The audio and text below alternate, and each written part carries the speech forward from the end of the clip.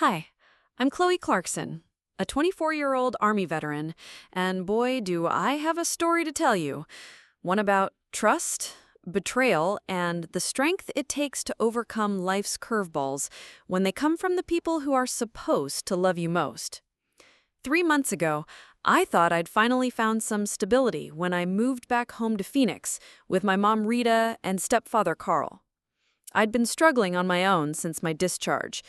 PTSD, nightmares, and financial instability had become my daily reality. Living in a cramped studio apartment with neighbors who complained about my midnight panic attacks wasn't exactly the healing environment the VA recommended. Before we jump back in, tell us where you're tuning in from. And if this story touches you, make sure you're subscribed because tomorrow I've saved something extra special for you. "Sweetheart, you're home now," Mom said as she helped me carry my few belongings up to my old bedroom. The room looked different. She'd removed my high school posters and added a hospital bed with rails, a nightstand for my medications, and blackout curtains for when the world became too much to handle. Carl appeared in the doorway, his broad shoulders filling the frame. At 52, he still carried himself like the Army's supply sergeant he used to be, confident, organized, and seemingly unshakable. "Welcome home, soldier," he said with that easy smile that had won over my mom 5 years ago.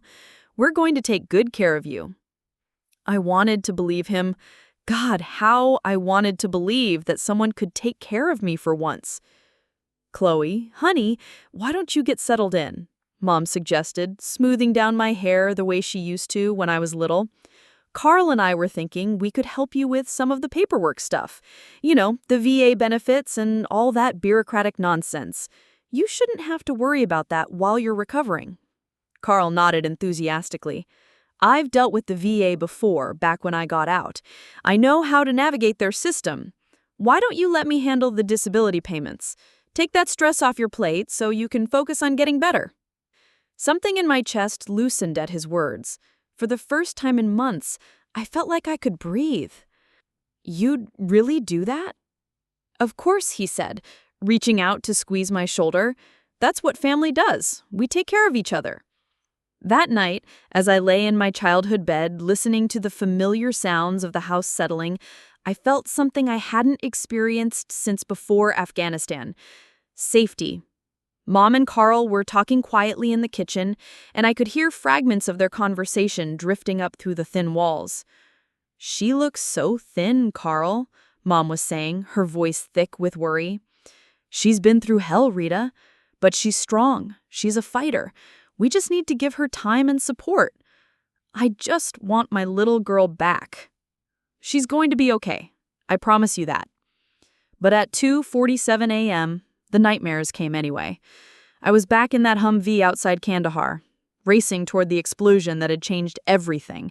The IED blast echoed through my dreams, mixing with the screams of Sergeant Martinez and Private Chin, two soldiers I couldn't save, no matter how hard I tried.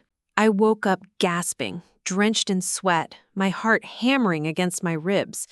The familiar panic was setting in when I heard footsteps in the hallway. "Chloe?" Carl's voice was gentle through the door. "You okay in there?" "I'm fine," I called back, my voice shaky. The door opened slowly and Carl peered in. "Bad dream?" I nodded, not trusting my voice. "Want to talk about it?" "Not really." He sat down on the edge of my bed, careful not to crowd me. "You know, I used to have nightmares too. Different war, same demons. It gets easier." "When?" "When you stop fighting them alone." He stayed with me until my breathing returned to normal, talking quietly about mundane things. The weather, his plans to fix the back fence, Mom's excitement about having me home. It was exactly what I needed. Normal, stable, safe. The next morning, over breakfast, Carl brought up the benefits paperwork again. "So, about those VA payments, if you're comfortable with it, I'd like to get everything set up properly.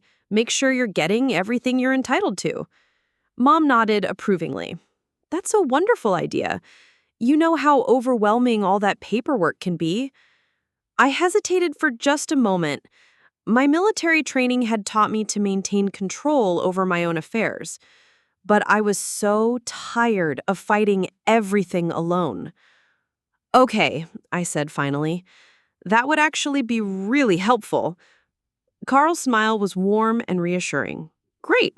I'll need access to your accounts and some personal information, but I'll walk you through everything. Complete transparency. That afternoon, we sat at the kitchen table with my laptop and a pile of documents. Carl was patient and thorough, explaining each form and asking for my input on decisions. When he asked for my banking passwords and social security number, I gave them without hesitation. There, he said, closing the laptop with satisfaction. All set up. Your benefits will come in like clockwork, and I'll make sure everything gets saved properly for your future. What about expenses? I mean, I should contribute to groceries and the utilities. Nonsense, Mom interjected. You're our daughter. You focus on getting better. Carl nodded in agreement. Your mom's right. Besides, we've got everything under control financially. My consulting work has been going really well lately. I felt a weight lift off my shoulders that I didn't even realize I'd been carrying. For the first time since coming home from Afghanistan, I didn't have to worry about money, paperwork, or navigating the bureaucratic maze alone. As I went to bed that night, I allowed myself to hope that maybe, just maybe, things were finally looking up. 3 months later, I'd fallen into a routine that felt almost normal. Therapy appointments twice a week with Dr. Sarah Mitchell at the VA, morning walks around the neighborhood when my anxiety wasn't too bad, and afternoon naps to combat the exhaustion that seemed permanently etched into my bones. "How are you feeling about your progress, Chloe?" Dr. Mitchell asked during one of our sessions. She was a small woman with kind eyes and an endless supply of patience, qualities I was slowly learning to appreciate rather than resist. "Better, I think," I said, fidgeting with the stress ball she'd given me. "The nightmares are still there, but they're not every night anymore." "That's significant improvement. And how are things at home with your family?" "Good. Really good, actually. Carl's been amazing. He's handling all my VA stuff so I don't have to deal with the stress. And she's so relieved to have me home safe." Dr. Mitchell nodded thoughtfully. "It's wonderful that you have that support system. Many veterans struggle without family understanding." What I didn't tell her was that I'd been struggling with something else entirely: money. Not that I was ungrateful for my family's support, but I felt guilty about not contributing anything to the household. When I'd asked Carl about my benefit payments the week before, he'd shown me statements indicating that everything was being carefully saved in a special account. "Look at this," he'd said, pulling up what looked like a bank statement on his laptop. "You've got over $8,000 saved already. We're building you a nice nest egg for when you're ready to get your own place again." The numbers looked right, but I couldn't shake the feeling that something was off. My disability rating was 70%, which, according to the VA website, should have meant monthly payments of around $1,500.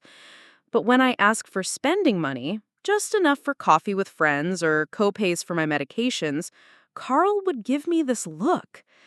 "Chloe, sweetheart, you need to learn to budget," he'd say, his tone patient but slightly condescending.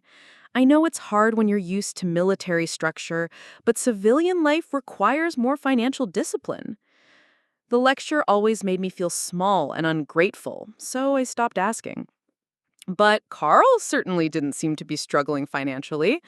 Just last week, he'd come home with a brand new fishing rod and tackle box that must have cost several $100s. "Wow, nice gear," I'd commented as he unpacked everything in the garage. "Benefits of the consulting business," he'd said with a satisfied grin. "Sometimes you got to invest in yourself, you know? This client I'm working with loves fishing, so I figured I should take up the hobby, networking." Mom had been delighted. "Isn't it wonderful how well Carl's business is doing? He's been able to take me on those weekend trips to Sedona, and now this. We're so blessed." I'd smiled and nodded, pushing down the nagging feeling that something didn't add up. It was during a routine visit to the VA for a medication refill that everything started to unravel. I was sitting in the waiting area when another veteran struck up a conversation. "First time here?" asked the woman next to me. She looked to be in her 30s with the same tired eyes I recognized in my own mirror. "No, I've been coming for a few months. You?" "2 years now. PTSD and back injury." She extended her hand. "Lisa." "Chloe, Army medic. Air Force mechanic. What's your rating?" 70%. Lisa's eyebrows went up. "Nice. That's what, $1,500 a month? Not bad for disability pay." My stomach dropped. $1,500? "Yeah, that's the current rate for 70%. I'm at 60, so I get about $1,300. Not enough to live on, but it helps." I felt like the air had been sucked out of my lungs. $1,500 a month for 3 months would be $4,500. And that's assuming he'd actually been saving it all, which clearly he hadn't been if I was supposed to be getting $1,500 monthly. "You okay?" Lisa asked, concern creeping into her voice. "You look like you've seen a ghost." "I'm fine," I managed, though my hands were shaking, just trying to remember if I took my medication this morning. But I wasn't fine, not even close. That evening at dinner, I decided to approach the subject carefully. "Carl, I was talking to another veteran today about benefit amounts. She mentioned that 70% disability is around $1,500 a month. Is that what I'm getting?" Carl paused mid-bite, his fork hovering over his plate. "Well, it varies based on a lot of factors, sweetheart. Dependence, additional conditions, that sort of thing. The important thing is that we're saving everything we can for your future." "But I don't have any dependents, and my rating is straightforward. So shouldn't I be getting the full amount?" "Chloe, honey," Mom interjected, "Carl knows what he's doing. He's been handling all this so you don't have to stress about it." Carl reached over and patted my hand. "I know it's confusing, but trust me, everything is being handled properly. Would you like me to show you the paperwork again?" "Actually, yes. I'd like to see it." Something flickered across Carl's face, so quickly I almost missed it. Irritation?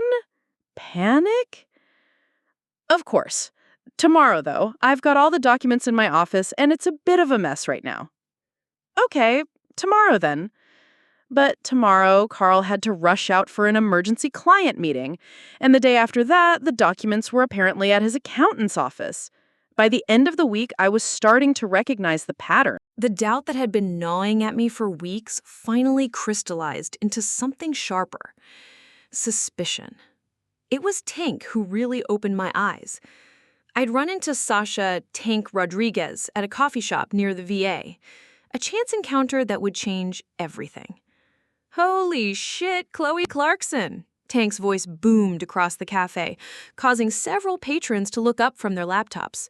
She hadn't changed much since Afghanistan, still built like a brick house, with a smile that could light up a room and arms that could probably bench press a small car. "Tank!" I jumped up from my table, nearly knocking over my chair in my excitement. The hug she gave me nearly cracked my ribs, but it was the first time I'd felt genuinely happy in months. "Look at you," she said, holding me at arm's length. "You look tired as hell, but alive. I'll take it."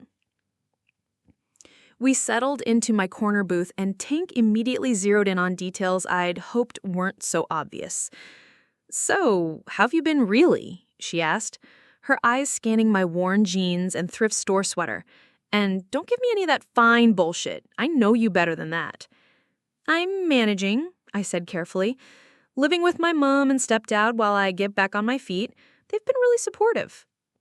"That's good. Family support makes all the difference." She paused, studying my face. "But you look like you're barely scraping by, girl. What's your disability situation like?" "It's handled.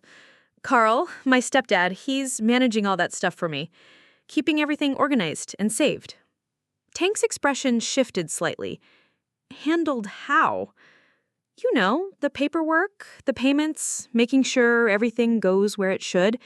I don't have to worry about any of it." "Chloe, Tank's voice took on the tone she'd used in Afghanistan when she was about to deliver bad news. "Please tell me you still have access to your own accounts." "Of course I do. I mean, Carl handles the day-to-day stuff, but it's all transparent." "When's the last time you actually saw your benefit payment hit your account?"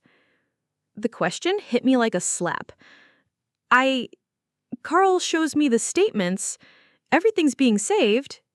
Shows you statements or shows you your actual account online? I opened my mouth to answer, then closed it. When had I last actually logged into my own banking account? When had I last seen my VA benefits deposited with my own eyes? Tank leaned forward, her voice gentle but firm. "Chloe, I need you to listen to me. I've been managing my own benefits for 2 years now. 70% disability is $1,512 per month as of this year. Every month, like clockwork, direct deposited into my account that only I have access to." "That's what Carl said." "Chloe," Tank reached across the table and took my hands. "You're wearing a jacket that's 2 sizes too big and shoes that have holes in them. Your hair hasn't been professionally cut in months, and you look like you haven't had a decent meal in weeks. Does that sound like someone whose family is carefully saving $1,500 a month?" The words hit me like physical blows. Everything Tank was saying was true, but acknowledging it meant acknowledging something I wasn't ready to face. "There has to be an explanation," I said weakly. "There is an explanation, and you know what it is. You just don't want to admit it." Tank's voice was compassionate but unwavering. "Someone's been taking your money, Chloe. And if your stepfather has access to your accounts?" I felt sick. "He wouldn't. He's family." "So was my uncle who stole my grandmother's Social Security for 3 years before we caught him. Family doesn't mean shit when money's involved, especially when they think you're too vulnerable to notice." That night, I tried to bring up the account access issue with Carl one more time. "Carl, I've been thinking maybe I should start managing some of my own finances again. For independence." His reaction was immediate and sharp. "Independence? Chloe, you can barely handle your therapy appointments without having panic attacks. You think you're ready to manage complex financial accounts? They're not that complex."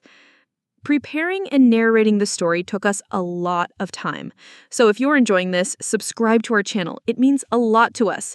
Now, back to the story. "Really? Because last week you forgot to take your medication 2 days in a row, and the week before that you couldn't remember our address when the pharmacy called. But sure, let's add financial stress to your plate."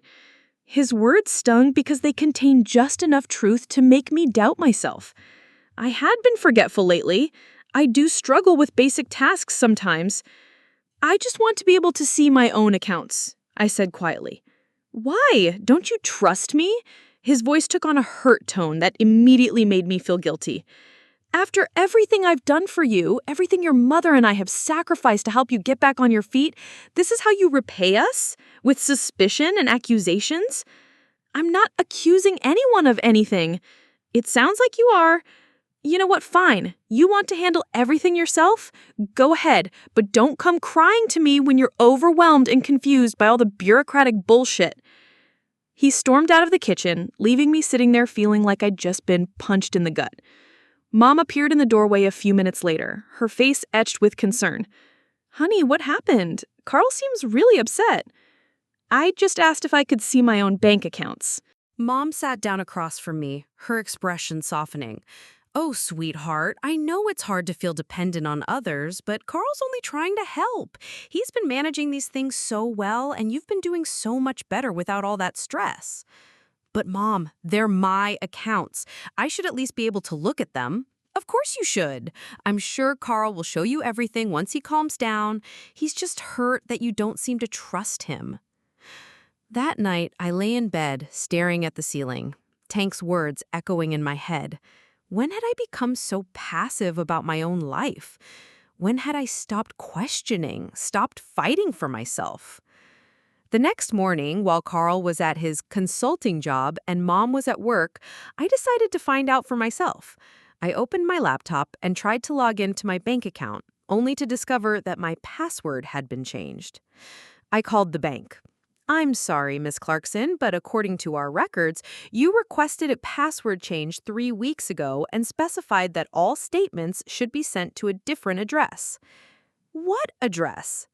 "I can't give you that information over the phone for security purposes. You'll need to come in with proper identification." My hands were shaking as I hung up the phone. 3 weeks ago, I'd been in this house recovering from a particularly bad episode of nightmares. I hadn't called the bank. I hadn't changed anything. But Carl had access to all my personal information. Tank's words came rushing back. "There is an explanation, and you know what it is." The truth was becoming impossible to ignore, but accepting it meant accepting that the people I trusted most in the world had betrayed me in the worst possible way. I was still sitting there, staring at my laptop screen, when Carl came home early from work. "What are you doing?" he asked, his voice carefully neutral. "Trying to access my bank account. Seems like my password was changed." The silence that followed was deafening. "Chloe," Carl said finally, his tone shifting to something I'd never heard before, cold and calculating. "I think we need to have a conversation about trust and gratitude." For the first time since coming home, I felt genuinely afraid of my stepfather. The conversation Carl wanted to have about trust and gratitude never happened that day. He took one look at my face, probably saw the determination that got me through 2 tours in Afghanistan, and seemed to think better of whatever threat he'd been planning to make. Instead, he switched tactics. "You know what? You're absolutely right, Chloe. You should have access to your own accounts. I'll get everything sorted out for you this weekend." But I was done waiting for Carl's timeline. The next morning, while both Carl and Mom were at work, I called Tank. "I need help," I said without preamble when she answered. "What kind of help?" "The kind that involves figuring out exactly how much money has been stolen from me." "I'll be right over." Tank arrived 30 minutes later with her laptop, a legal pad, and the kind of grim determination I remembered from our days clearing roadside bombs. She'd also brought coffee and actual food, something I realized I'd been lacking more than I wanted to admit. "Okay, soldier, time for some reconnaissance. First, we're going to the VA website to create a new login for your benefit information. Then, we're going to the bank to sort out your accounts. And then, we're going to figure out exactly what that stepfather of yours has been up to." Creating a new VA account was easier than I had expected.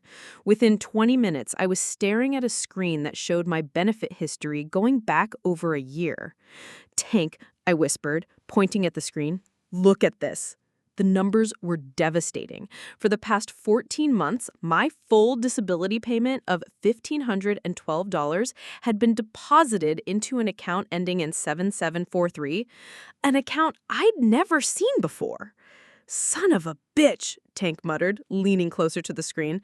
"Chloe, that's over $21,000. The room started spinning.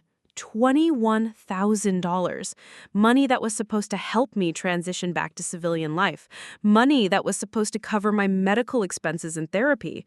Money that was mine by right of service and sacrifice. As we dug deeper, the betrayal became even more crushing. There were additional payments I hadn't even known about. Back pay for when my disability rating was being processed. Supplemental payments for PTSD treatment. In total, Carl had stolen nearly $30,000 from me. "I think I'm going to be sick," I said, rushing to the bathroom. When I came back, Tank had pulled up my bank's website. "We need to get you access to your accounts, but first, Chloe, I need you to tell me something honestly. Have you been having more flashbacks lately? More anxiety?" "Yeah, but that's normal. Dr. Mitchell says recovery isn't linear." "When did they get worse?" I thought about it. Maybe 3 months ago, right around the time I moved back home. Tank's expression darkened.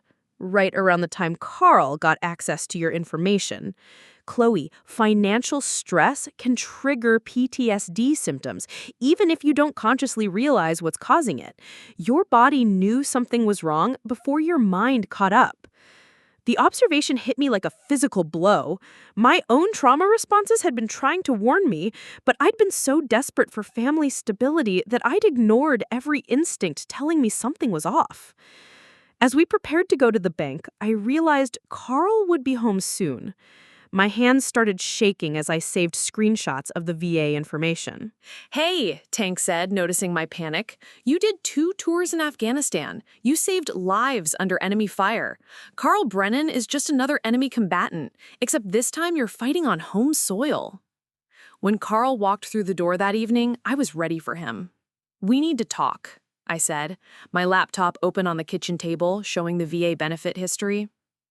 Carl's face went through several emotions in rapid succession: surprise, anger, and finally, calculation. Chloe, I can explain. Explain what? How you've been stealing my disability payments for over a year? How you've taken $30,000 that belonged to me while I've been walking around in shoes with holes in them? It's not stealing, he said, his voice taking on that manipulative tone I was beginning to recognize. I've been investing that money for you, making it grow. You'll thank me when you see how much I've saved. Investing it where? In fishing equipment? In weekend trips to Sedona? Carl's mask finally slipped completely. You ungrateful little bitch. Do you have any idea what it's cost us to house you, feed you, put up with your midnight screaming? Your mother and I have sacrificed everything for you. Sacrificed with my own money? Money you were too fucked up to manage yourself? His voice was rising now, all pretense of caring gone. You can barely remember to take your pills, but you think you can handle complex financial planning? That's when Tank stepped out of the hallway where she'd been listening. I think that's enough, she said, her voice deadly calm. This is a family matter. Stealing from a disabled veteran isn't a family matter. It's a federal crime. The look of panic that crossed Carl's face told me everything I needed to know. He wasn't just worried about being caught, he was terrified. That night, after Carl had stormed out claiming he needed space to think, Tank helped me make the most important phone call of my life. VA Benefits Counseling, this is Specialist Wong. Hi, this is Chloe Clarkson. I'm a veteran, and I think someone has been fraudulently collecting my disability benefits. The silence on the other end of the line lasted just long enough for me to wonder if I'd made a mistake. Then Specialist Wong's voice came back, and I could hear the steel in it. Miss Clarkson, I'm going to need you to come in first thing tomorrow morning and bring any documentation you have. We take benefit fraud very seriously. Jenny Wong turned out to be exactly what I needed. A small, fierce woman with the kind of righteous anger that comes from personal experience with injustice. My brother was a Marine, she told me as we sat in her office at the VA the next morning. He came home from Iraq with PTSD and a traumatic brain injury. His girlfriend at the time convinced him to sign over power of attorney, then cleaned out his accounts and disappeared. He took his own life 6 months later. The pain in her voice was raw and immediate. I became a benefits counselor specifically to prevent what happened to my brother from happening to other veterans.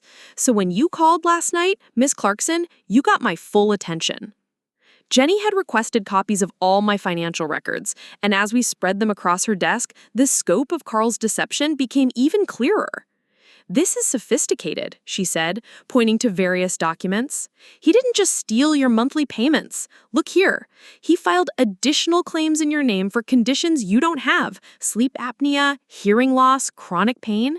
He's been collecting supplemental benefits by claiming your disability rating should be higher. Can he do that? Not legally. Filing false claims is fraud, and since these are federal benefits, it's a felony. Jenny's fingers flew across her keyboard. I'm also seeing some red flags in his own benefit history. Mr. Brennan has been collecting disability payments for PTSD and a back injury. He told us he was medically discharged. According to this, he was discharged for misconduct related to financial irregularities in the Supply Corps. He shouldn't be receiving any service-connected benefits at all. The picture that emerged over the next few hours was of a man who had made a career out of defrauding the VA. Carl hadn't just stolen from me, he'd been running a systematic scheme, possibly targeting multiple veterans. There's something else, Jenny said, pulling up another screen. I've had 3 other cases in the past year that follow a similar pattern. Veterans with PTSD, family members with access to their information, sudden changes to direct deposit accounts. I think your stepfather might be part of a larger operation. The thought that I wasn't Carl's only victim made me feel sick and furious in equal measure. How many other veterans had he targeted? How many other families had he destroyed? What do we do now? I asked. Now we build a case that's so airtight it could survive a nuclear blast, Jenny said with grim satisfaction, and we make sure Carl Brennan never has the opportunity to hurt another veteran. That afternoon, Jenny introduced me to Dr. Sarah Mitchell in a different context than I'd known her before. Dr. Mitchell has been working with the VA's Fraud Investigation Unit, Jenny explained. She helps us understand how financial abuse impacts veterans with PTSD and how predators specifically target trauma survivors. Dr. Mitchell's expression was softer than I'd ever seen it, but there was steel underneath. Chloe, I want you to know that what happened to you wasn't your fault. Trauma survivors are often targeted by financial predators because PTSD can affect decision-making, memory, and the ability to process complex information. Carl specifically exploited your vulnerabilities. But I should have known. Should have known what? That the man your mother married, who presented himself as a fellow veteran, who offered to help during your recovery, was actually a criminal? You trusted family, Chloe. That's not a character flaw. As we talked, Dr. Mitchell helped me understand something crucial. My increasing anxiety and PTSD symptoms over the past few months hadn't been random. They'd been my subconscious mind responding to the financial stress and deception, even when I couldn't consciously identify what was wrong. Your instincts were trying to protect you, she said. The problem is that when we're in survival mode, it's harder to process those warning signals clearly.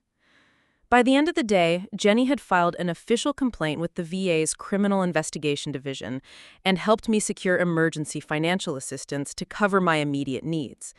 But she also delivered news that made my stomach drop. Agent Lisa Park from the CID wants to interview you tomorrow, Jenny said. This is good news, Chloe. It means they're taking your case seriously. What does that mean for Carl? It means his days of stealing from veterans are numbered. When I got home that evening, Carl was waiting for me in the living room. Mom was there too, looking confused and frightened. Chloe, Carl told me there's been some kind of misunderstanding about your benefits, Mom said. Surely we can work this out as a family. I looked at Carl, who was watching me with barely concealed hatred.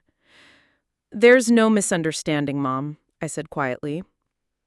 Carl has been stealing my disability payments for over a year.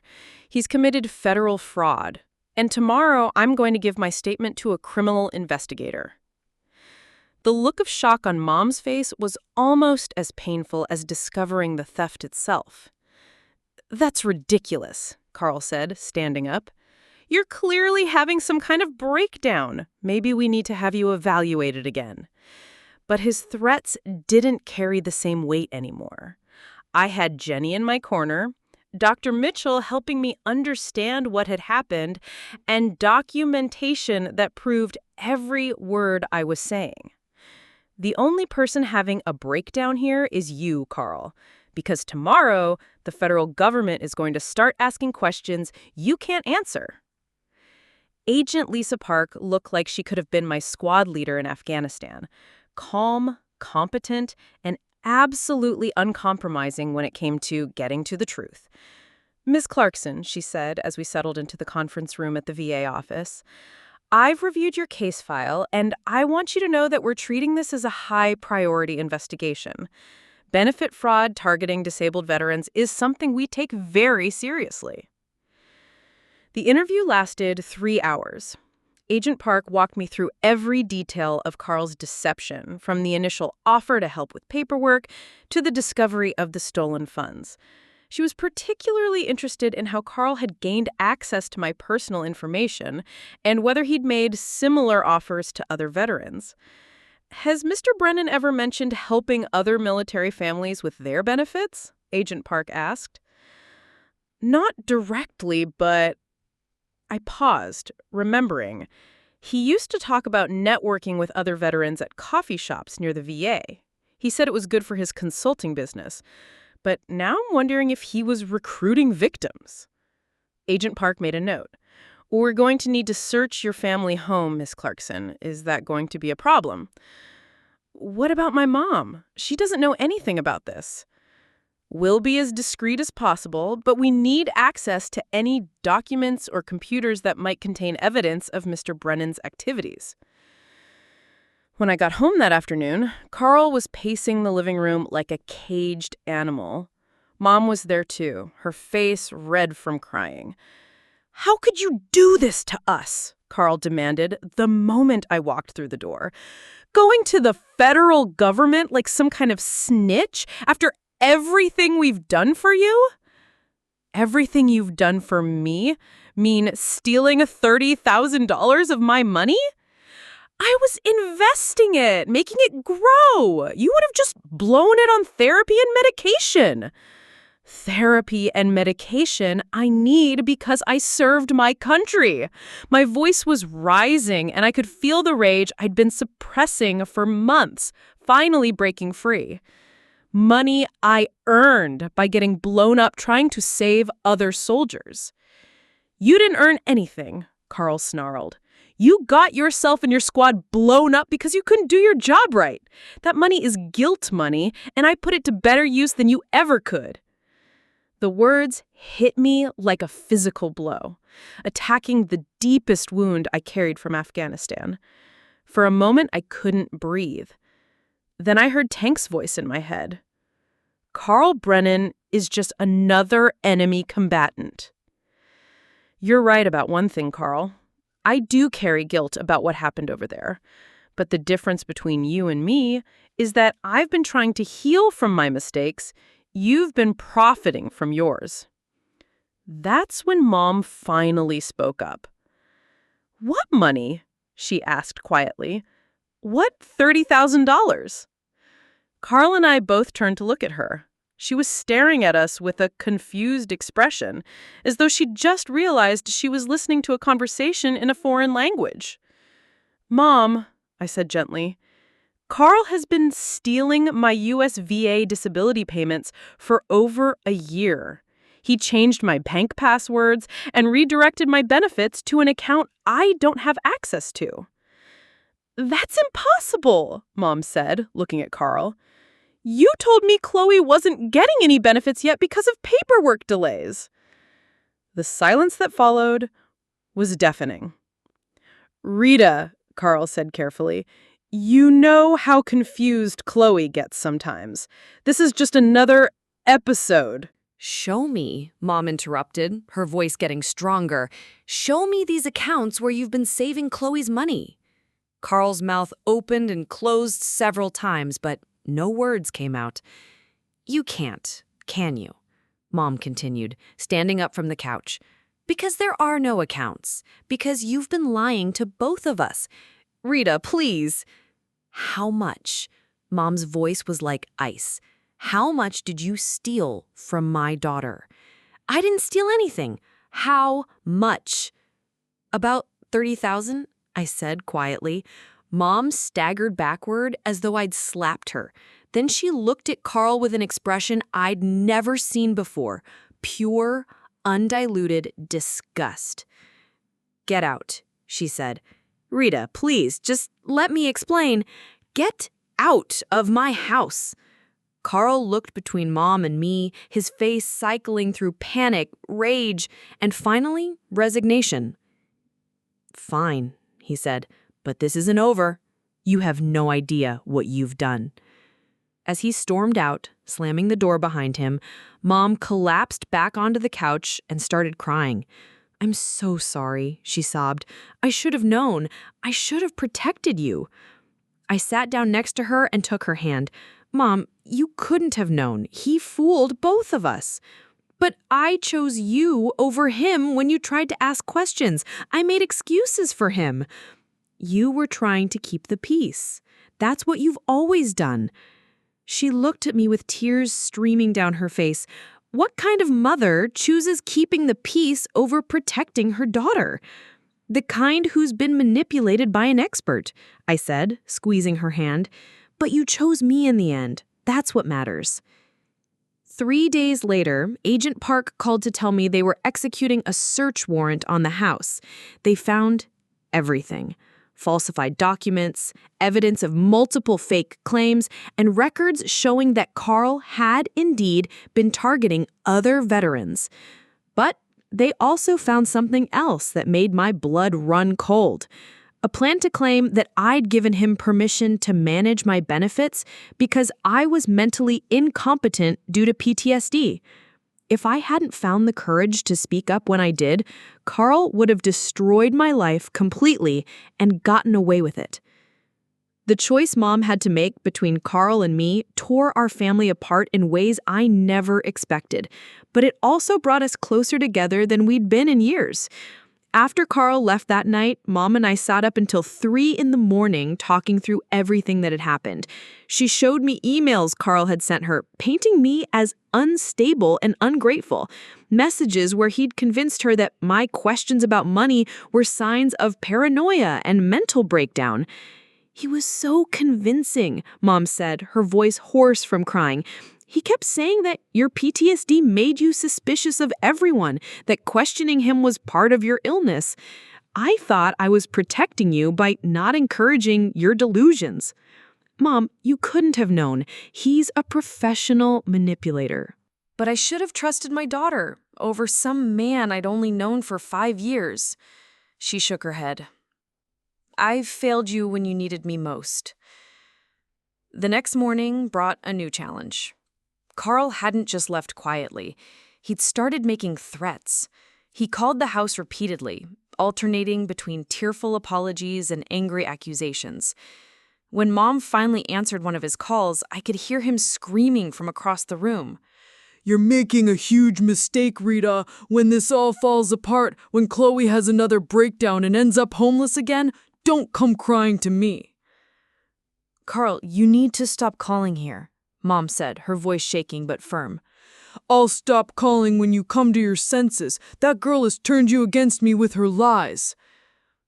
That's when Tank stepped in. She'd been staying with us since the investigation began, sleeping on our couch and basically serving as my personal security detail. Give me the phone, Tank said, taking it from Mom's trembling hands.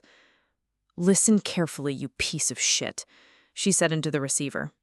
If you contact this family again, if you drive by this house, if you so much as breathe in Chloe's direction, I will personally make sure your life becomes very uncomfortable.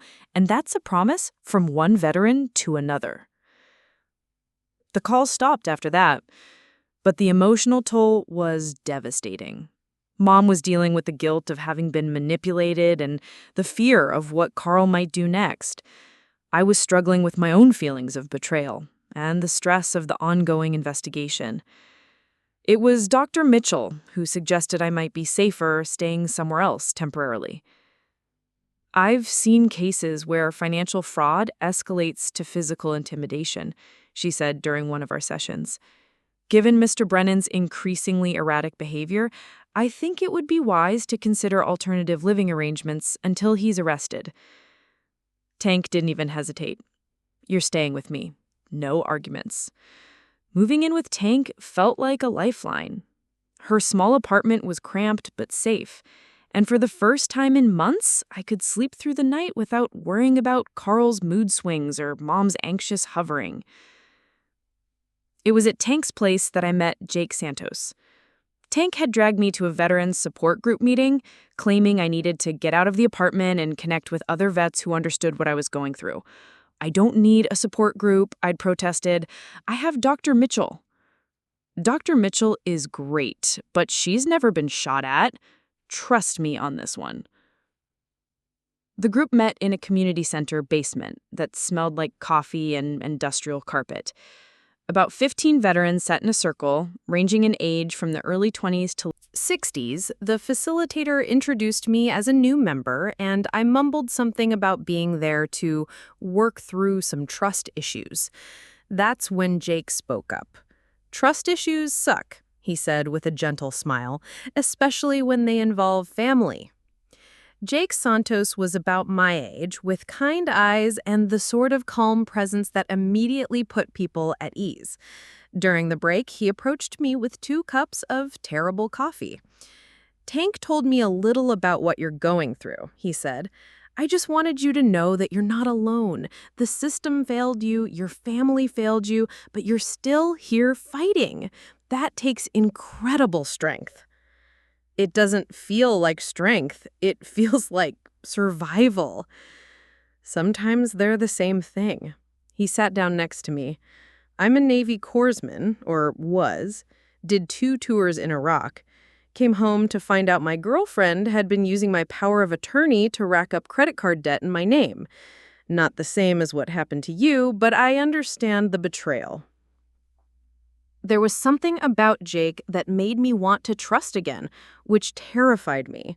But as we talked over the following weeks, I realized that not everyone who offered help had ulterior motives. Some people genuinely wanted to support other veterans without asking for anything in return. Carl's arrest happened on a Tuesday morning at 6 a.m., and Agent Park made sure I was there to see it. We wanted you to witness this, she said as we sat in an unmarked car across the street from the motel where Carl had been staying. You deserved to see justice being served. When the federal agents and military police knocked on his door, Carl tried to run. He made it about 20 feet across the parking lot before they tackled him to the asphalt. Watching him get handcuffed wearing the same pajamas he'd worn around our house felt surreal. Carl Brennan, you are under arrest for federal fraud, identity theft, and theft of government benefits, one of the agents announced, loud enough for the entire motel to hear. As they put him in the back of a federal transport vehicle, Carl looked directly at me through the car window. Even from a distance, I could see the hatred in his eyes. He mouthed something that looked like, "This isn't over." But it was too late for threats. He was done hurting people. The trial took 6 months to prepare, but when it finally happened, I was ready. Judge William Harrison was a Vietnam veteran with no patience for people who preyed on other veterans. During jury selection, he made it clear that benefit fraud was something he took personally. Military benefits aren't charity, he told the courtroom during his opening remarks. They're compensation for service and sacrifice. Stealing those benefits is not just theft, it's an attack on the values this nation was built on. When it was my turn to testify, I wore my dress uniform. Jenny had suggested it, saying the jury needed to see me as more than just a victim.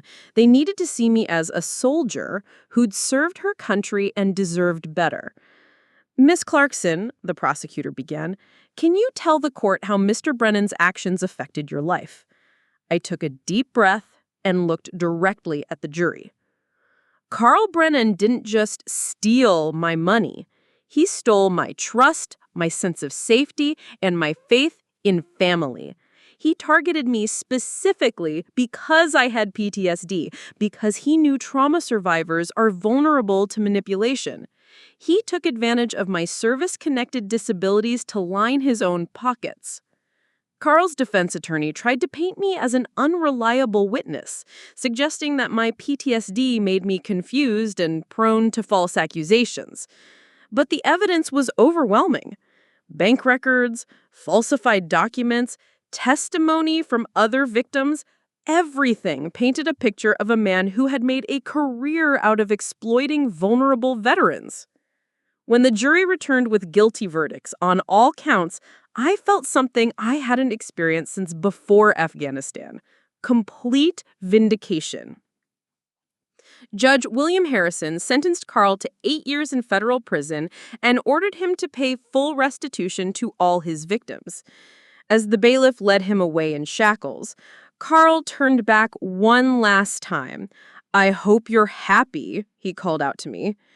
"I'm not happy, but I'm free." With Carl in prison and his assets seized for restitution, the process of rebuilding my life could finally begin. The VA worked quickly to restore my benefits and provide back pay for the time I'd been without support. Jenny Wong personally oversaw my case, ensuring that every dollar stolen from me was accounted for and returned. "This is what justice looks like," Jenny said, as she handed me the paperwork showing my restored benefits. Not just punishment for the perpetrator, but restoration for the victim. The financial recovery was important, but the emotional healing took longer. Mom and I started attending family therapy together, working through the guilt and trust issues that Carl's manipulation had created. "I need you to understand something," Mom said during one particularly difficult session. "I didn't choose Carl over you because I loved him more. I chose what I thought was stability over what felt like chaos. I was wrong, and I'm sorry." "I know, Mom. I forgive you." "How? How can you forgive me when I can't even forgive myself?" "Because holding on to anger hurts me more than it hurts you, and because I need my mom back." The relationship with Jake developed slowly and carefully. Unlike my experience with Carl, Jake never tried to rush me or push for more than I was ready for. He understood that trust, once broken, had to be rebuilt brick by brick. "I like how you don't try to fix me," I told him one evening as we walked through the park near his apartment. You're not broken, he replied. You're healing. There's a difference. 6 months after Carl's sentencing, I started speaking at veteran events about benefit fraud prevention. Jenny had asked me to share my story at a VA conference, and I discovered that I had a talent for connecting with other veterans who'd been victimized. The most important thing to remember, I would tell audiences, is that asking for help isn't a sign of weakness. It's a sign of strength. And if someone tries to isolate you from that help, if they try to convince you that you're too damaged to manage your own affairs, that's a red flag the size of Texas. After one particularly emotional presentation, a young Marine approached me with tears in his eyes. "My stepmother has been managing my benefits," he said quietly. "And after hearing your story, I'm starting to think something's wrong." That night, I helped him contact Jenny Wong. 3 weeks later, we discovered his stepmother had stolen over $40,000 from him. That's when I realized my real mission wasn't just recovering from what Carl had done to me, it was preventing him from doing it to others. My pain had found its purpose. 2 years later, I'm standing backstage at the National Veterans Conference in Washington, D.C., adjusting my blazer for the third time and trying to calm the butterflies in my stomach. In 15 minutes, I'll be delivering the keynote address to over 3,000 veterans, advocates, and government officials about financial fraud prevention and veteran protection. "You ready for this, soldier?" Tank asks, appearing at my elbow with her trademark grin. She's wearing her dress uniform too, having been promoted to regional coordinator for veteran advocacy services. Seeing her success fills me with pride. She's been my anchor through this entire journey. "As ready as I'll ever be," I say, though my hands are still shaking slightly. Remember, they're not here to judge you. They're here to learn from you.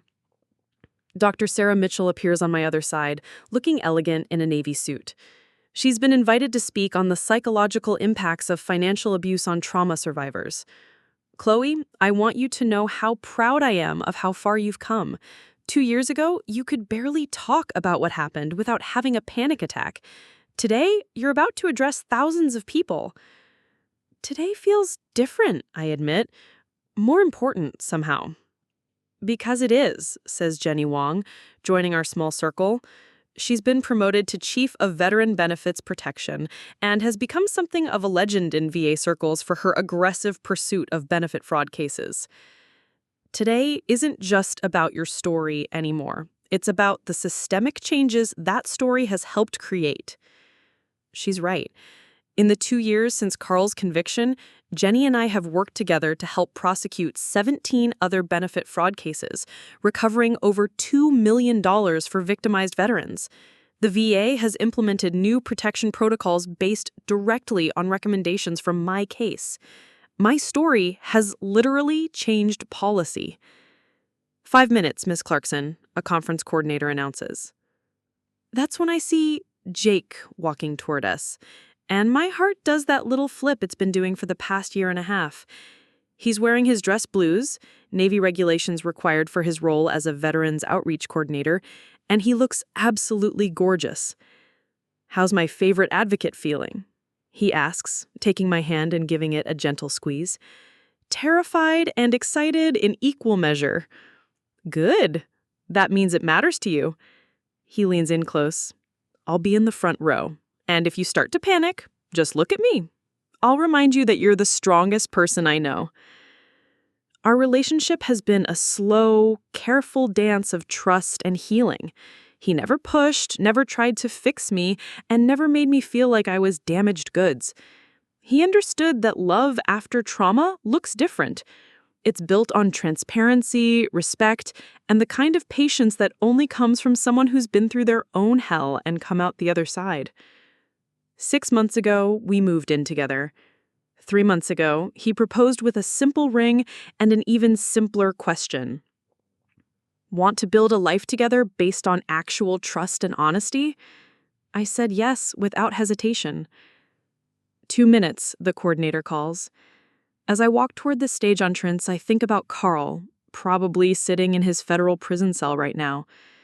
I wonder if he ever thinks about the lives he destroyed, or if he still believes he was justified in his actions. I hope he's learned something from his incarceration, but I don't waste much energy wondering about it anymore. The anger that once consumed me has transformed into something more useful: determination to protect other veterans from experiencing what I went through. Ladies and gentlemen, please welcome Army veteran and advocate Chloe Clarkson. The applause as I walk onto the stage is thunderous.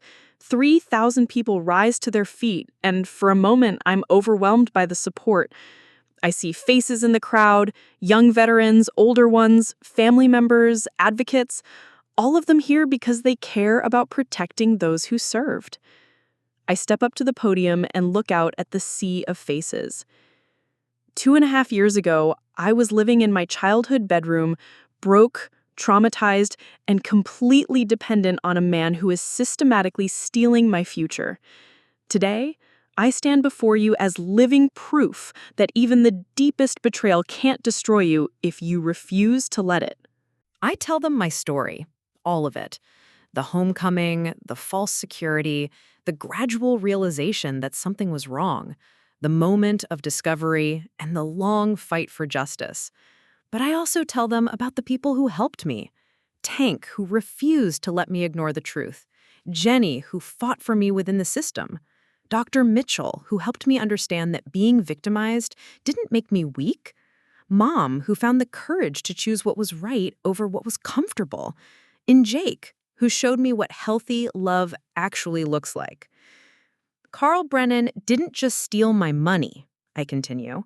He stole something much more valuable, my faith and people. But here's what I learned.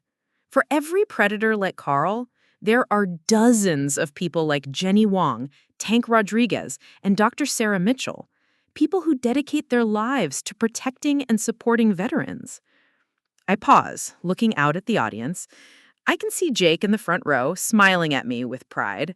Jenny is sitting with the VA leadership delegation, and Tank is in the Veterans Services section, giving me a thumbs up. The statistics are sobering.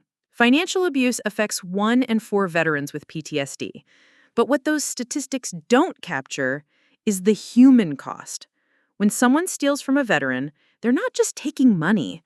They're exploiting the very vulnerabilities created by military service. They're weaponizing our trauma against us. I click to the next slide, showing the policy changes that have been implemented since my case. But here's the good news. Since 2023, the VA has implemented mandatory dual verification for benefit account changes. They've created a rapid response team for fraud investigations. They've established victim advocacy programs in every regional office. And They've prosecuted over 200 benefit fraud cases, recovering more than $15 million for veterans. The applause is sustained and emotional. I can see people wiping their eyes. I tell them, these changes happened because veterans like me found the courage to speak up, because advocates like Jenny Wong refused to accept that fraud was just the cost of doing business, because politicians decided that protecting veteran benefits was more important than bureaucratic convenience. I advance to my final slide, which shows a photo of me and Jake at last year's Marine Corps Marathon, where we ran together to raise money for veteran financial literacy programs.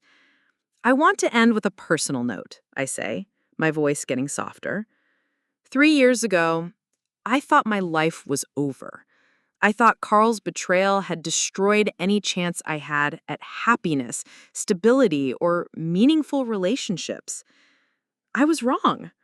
I gesture toward Jake, who's beaming at me from the front row. This man taught me that trust isn't about never being hurt again. It's about choosing to be vulnerable with someone who's earned that privilege. Our relationship isn't built on him managing my affairs or protecting me from the world. It's built on mutual respect, complete transparency, and the understanding that we're both whole people who choose to be together. The audience is completely silent now, hanging on every word. 6 months ago, Jake asked me to marry him, not because I needed taking care of, but because he wanted to build a life with someone who's proven she can take care of herself. Someone who's turned her worst experience into a mission to protect others. I pause, smiling at the memory of his proposal. I said yes, obviously, but I also told him that our marriage was going to be different from what I thought marriage was supposed to be when I was living under Carl's manipulation. Our marriage is going to be a partnership between equals, built on trust that's been earned rather than assumed. I'm sharing this because I want every veteran in this room to understand something crucial. What happened to you, whether it was combat trauma, family betrayal, financial abuse, or any other form of victimization, that doesn't define your worth or limit your future. Your trauma is part of your story, but it's not the end of your story. I look directly into the camera that's broadcasting this speech to VA offices across the country. To any veteran who's currently being victimized by financial abuse, I want you to know this. It's not your fault. You're not too damaged to deserve better, and there are people who will help you fight back. Call the VA fraud hotline. Reach out to veteran service organizations. Find your Tank, your Jenny, your Dr. Mitchell. They're out there, and they're waiting to help. I pause for a moment, gathering my thoughts, for the conclusion. Carl Brennan thought he could destroy me by exploiting my vulnerabilities. Instead, he accidentally created his worst nightmare, a veteran who understands the system, knows how predators operate, and has dedicated her life to stopping people like him. The standing ovation that follows is unlike anything I've ever experienced. It goes on for nearly 5 minutes, and I can see people throughout the audience crying, applauding, and embracing each other. As I leave the stage, I'm immediately surrounded by my support team. Mom is there too. She flew in from Phoenix specifically for this speech. I'm so proud of you, sweetheart. Your father would be so proud too. We did it, Mom. We actually did it. You did it. I just finally learned how to be the mother you deserved. Tank engulfs me in one of her signature bear hugs. You killed it up there, soldier. Absolutely killed it. Jenny is more emotional than I've ever seen her. Chloe, that was incredible. But more importantly, I just got word that 3 veterans called the fraud hotline during your speech. 3 people who might have continued being victimized if you hadn't had the courage to share your story. Jake is the last to reach me, and when he does, he pulls me into a kiss that makes the entire conference center disappear. I love you, future Mrs. Santos, he whispers against my ear. I love you too, future Mr. Clarkson Santos, I whisper back, making him laugh. That evening, at the conference gala, I'm presented with the VA's highest civilian honor for veteran advocacy. As I accept the award, I think about how far I've traveled from that broken young woman who moved back into her childhood bedroom. The girl who trusted blindly has become a woman who trusts wisely. The victim who felt powerless has become an advocate who empowers others. The soldier who thought her service was over has discovered that her most important mission was just beginning. Carl Brennan tried to steal my future. Instead, he gave me a purpose I never knew I was capable of fulfilling. And that, I realize, as I look out at the crowd of veterans and advocates cheering for not just me, but for all the veterans whose lives have been changed by speaking truth to power, is the sweetest victory of all. As Tank would say, mission accomplished. But really, this mission, protecting veterans, building trust, creating change, this mission is just getting started. And I can't wait to see what we accomplish next. After all, we're not just survivors anymore. We're warriors for justice, and we're just getting warmed up. Up next, you've got 2 more standout stories right on your screen. If this one hit the mark, you won't want to pass these up. Just click and check them out. And don't forget to subscribe and turn on the notification bell so you don't miss any upload from us.